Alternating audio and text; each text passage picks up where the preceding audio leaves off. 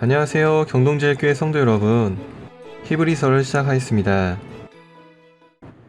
히브리서는 원어인 헬라어 제목으로 하면 프로스 에브라이우스, 즉 히브리인들에게입니다. 받아보는 사람들에 대해서 더 자세히 말하자면 유대인으로 유대교에 있었지만 예수 그리스도를 받아들이고 유대교를 버린 사람들을 가리키고 있습니다. 이 편지를 받아보는 수신자가 이전에 박해를 경험한 것으로 묘사되는 점과 성전 제사가 유지되는 묘사를 통해서 박해가 본격적으로 시작된 시점부터 예루살렘 성전 파괴 전까지의 시기에 씌워졌을 것으로 많은 사람들은 생각합니다. 이 편지를 받아보는 유대인, 히브리인들이 겪었던 고난의 주된 이유는 그들이 유대교를 버리고 예수 그리스도를 영접하였기 때문이었습니다.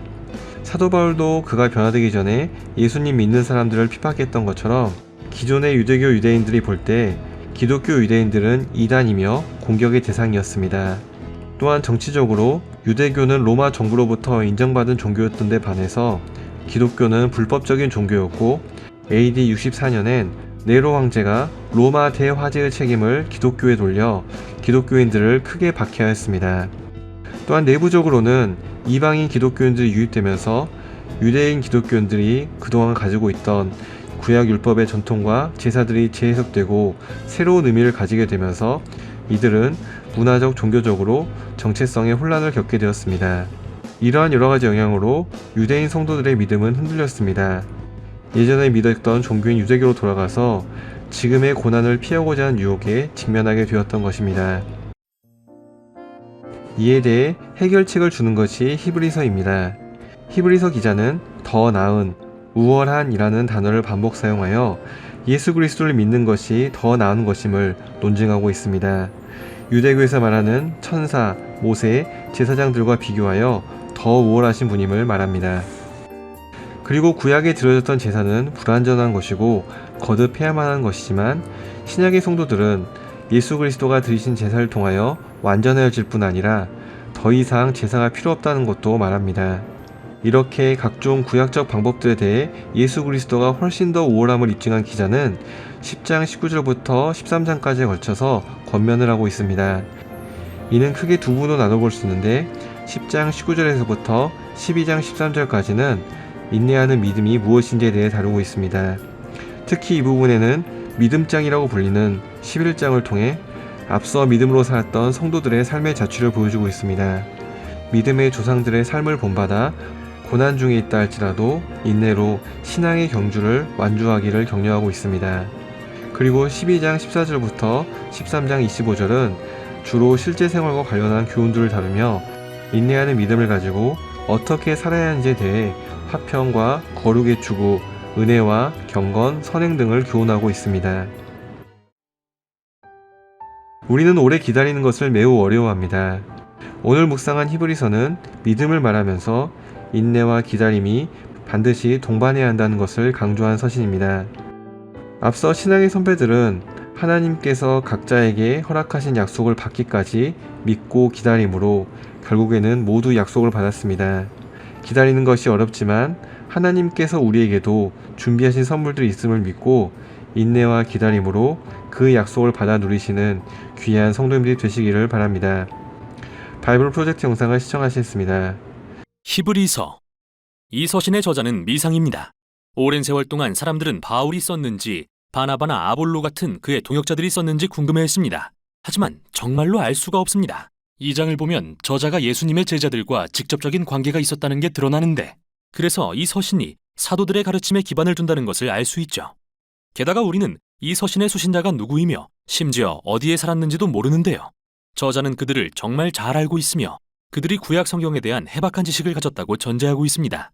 이는 특히 토라, 곧 모세오경의 줄거리에 대한 지식으로서 어떻게 아브라함의 가족이 이스라엘 민족이 되었고 모세가 어떻게 이집트 노예였던 그들을 이끌어내 시내 산으로 데려와 율법을 받고 하나님과 언약의 관계를 맺었으며 성막을 짓고 제사장을 통해 하나님께 희생제사를 드렸는지, 그리고 어떻게 그들이 약속의 땅에 들어가기까지 광야에서 유리했는지 말이죠. 저자가 독자들이 당연히 이야기들을 자세히 다 알고 있기를 기대하는 것으로 보아 이 서신의 수신자는 틀림없이 유대인 그리스도인들이며 히브리서라는 이름도 바로 여기에서 유래했습니다. 우리는 또 10장에서 이 교회 공동체가 박해를 당하고 있었다는 단서를 발견합니다. 예수님을 믿는다는 이유로 심지어 투옥을 당하고 공동체의 일부는 예수님을 외면하고 신앙을 완전히 버리는 일도 일어났는데요. 바로 이 점이 이 서신의 기록 목적과 구조를 설명해 줍니다. 먼저 짧은 서두가 나온 다음 저자가 예수님을 이스라엘 역사의 핵심 인물 및 사건들과 비교하고 대조하는 4개의 단락으로 이어집니다. 예수님은 첫째로 천사들 및 율법과 비교되시고, 둘째로는 모세 및 약속의 땅, 셋째로는 제사장들 및 멜기세덱, 그리고 마지막으로 희생제사 및 언약과 비교되십니다. 저자가 이렇게 대조한 데는 2가지 주요한 목적이 있습니다. 하나는 예수님을 그 누구 그 무엇보다 우월하신 분으로 높임으로써 모든 신뢰와 충성을 바칠 만한 분임을 입증하는 것입니다. 그러나 또 다른 목적은 독자들에게 박해에도 불구하고 예수님에 대한 믿음을 지키라고 도전하는 것입니다. 그래서 그는 단락마다 예수님을 저버리지 말라고 강하게 경고하죠. 그럼 이제부터 어떻게 전개되는지 들여다보죠. 서두는 첫 문장부터 예수님을 높이는 것으로 시작됩니다. 하나님께서 옛날에는 여러 가지 방법으로 우리 조상들에게 말씀하셨으나 이 마지막 날에는 아들을 통해 우리에게 말씀하셨습니다. 이로써 저자는 하나님께서 이스라엘에 당신을 계시하셨던 이전의 어떤 방법보다도 예수님이 뛰어나심을 말하고 있죠. 그러고 나서 그는 예수님이 하나님의 영광의 광채시며 하나님의 본체의 형상이시라는 놀라운 주장을 합니다. 이러한 비유는 예수님과 하나님의 신분을 최대한 가깝게 표현하기 위한 건데요. 하나님이 태양이시라면 예수님은 그 광채시고, 하나님이 인장반지시라면 예수님은 밀랍에 찍힌 형상이십니다. 저자에게 예수님과 분리된 하나님이란 없습니다. 예수님은 육신을 입고 아들이 되신 하나님입니다. 그리고 이렇게 예수님을 높이는 관점은 서신의 나머지 부분에서 일관되게 지속되는데요. 첫 번째 단락에서 저자는 예수님을 천사들과 비교합니다. 그런데 웬 천사? 좀 의아할 수도 있는데요. 유대 전통에서는 신명기 33장 2절을 바탕으로 율법과 하나님의 말씀이 천사들에 의해 시내 산에서 모세에게 전달됐다고 가르쳤습니다. 따라서 예수님이 천사들보다 뛰어나시다고 말함으로써 저자는 예수님과 그분이 전하신 복음이 그 전에 하나님의 말씀을 전했던 어떤 존재보다 우월하심을 주장한 것입니다. 그리고 첫 번째 경고는 바로 이 점에서 발생합니다. 이스라엘이 천사들이 전달해준 율법에 주의를 기울이라는 명령을 받았다면 우리는 하나님의 아들이 선포하신 말씀에 얼마나 더 주의를 기울여야겠습니까? 그뿐만 아닙니다. 천사들보다 높으신 예수님의 지위를 생각할 때 그분이 그 높은 지위를 포기하고 인간이 되어 고난받고 죽으셨다는 사실이 얼마나 놀랍습니까? 예수님을 통해 우리는 하나님의 가장 큰 영광과 엄청난 겸손을 봅니다. 그분은 인간의 비극적인 운명을 불쌍히 여겨 친히 인간이 되셨죠. 3장과 4장으로 넘어가서 저자는 예수님이 모세보다 뛰어나시다고 주장합니다. 모세가 광야에서 이스라엘 백성을 인도하고 성막을 지었던 지도자라면 예수님 역시 하나님의 백성의 지도자이십니다. 그러나 우리는 그분에게서 단순한 장막이 아닌 온 세상을 지으신 분을 봅니다. 이어서 저자는 이스라엘 민족이 광야에서 모세에게 반역했던 이야기를 다시 들려줍니다. 그들은 약속의 땅에 들어가 안식할 수 있는 하나님이 주신 기회를 잃었는데요. 바로 여기서 두 번째 경고입니다. 예수님이 모세보다 뛰어나시다면 우리가 그분에게 반역한 결과는 얼마나 더 크겠습니까? 우리 역시 하나님을 신뢰해야 하는 광야 같은 환경을 살고 있습니다. 소망이 하나님의 새 창조에 있기 때문이죠. 그러므로 우리는 광야에서 반역하여 하나님의 자비로운 제안을 놓쳤던 이스라엘처럼 되지 않아야 합니다. 5장부터 7장에서 이제 저자는 예수님을 아론의 자손인 이스라엘의 제사장들과 비교합니다. 그들의 역할은 하나님 앞에서 이스라엘 백성을 대표해 그들의 죄를 대속하고 덮기 위한 희생 제사를 드리는 일이었는데요. 그는 제사장들 역시 도덕적으로 흠이 있는 인간이라는 점을 지적합니다. 그래서 그들은 백성의 죄뿐만 아니라 자신들의 죄를 위해서도 끊임없이 제사를 드려야 했죠. 따라서 무언가가 더 필요했는데 그는 예수님이 바로 그 답이시라고 주장합니다. 예수님은 완전한 제사장이십니다. 그러나 아론의 자손이 아니라 고대 예루살렘의 신비로운 제사장 왕이었던 멜기세덱의 계통을 따르는 제사장이셨습니다. 그는 아브라함의 이야기들에 등장하는 인물이며 시편 110편에서도 다윗의 혈통에서 나실 메시아 왕이 멜기세덱의 계통을 따르는 영원한 제사장이라고 하는 걸 알 수 있죠. 곧 저자의 요지는 이것입니다. 예수님은 완전한 제사장 왕으로서 도덕적으로 흠이 없으시며 영원히 그분의 백성과 함께 하십니다. 이에 하나님과 인간 사이의 어떤 중재자보다도 뛰어난 분이신 것입니다. 따라서 이 단락의 경고는 이것입니다. 예수님을 거부하는 것은 하나님과 완전히 화목할 수 있는 최고이자 유일한 기회를 거부하는 것입니다. 그러니 그러지 마십시오. 이제 마지막 단락인 8장부터 10장으로 넘어갑니다. 저자는 예수님의 죽음이 어떻게 성전에 드려진 모든 동물의 희생제사보다 뛰어난 제사였는지 보여줍니다. 그 제물들은 계속해서 드려져야 했습니다. 매일 그리고 매년 돌아오는 대속죄일에 말이죠. 예수님은 그분의 생명을 단번에 완전히 내어주셨고 그것은 온 세상의 죄를 덮기에 충분했습니다.